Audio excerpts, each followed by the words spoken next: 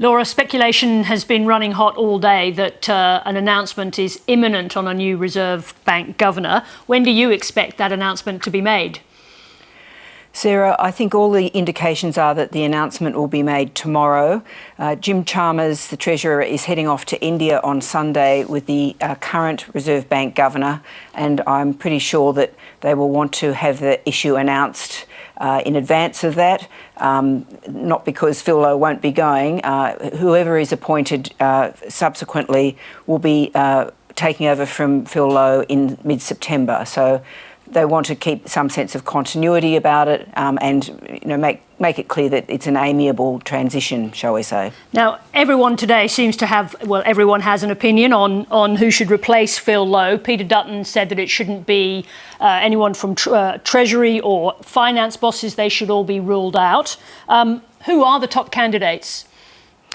A lot of the candidates who've been mentioned are from Treasury and Finance.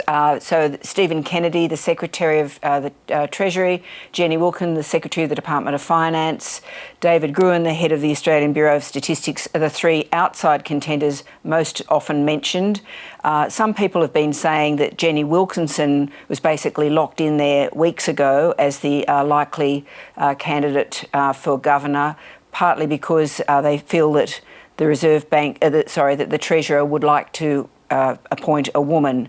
But I think the indications are that the Treasurer really wants to keep Stephen Kennedy in Canberra. They've worked very closely together, and that he also feels very strongly about keeping Jenny Wilkinson here. They're people he's worked with for a very long time, and I think he'd be reluctant to see them leave Canberra. So where does that leave the kind of shortlist in your view?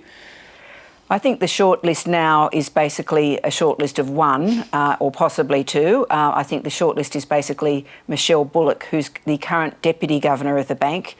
She's very well regarded within the bank, and I think it was significant that Phil Lowe announced a whole range of reforms that the bank was going to sort of take up from that Reserve Bank review when he spoke yesterday. Now, I understand Michelle Bullock has been a key figure in looking at that review and keen for changes.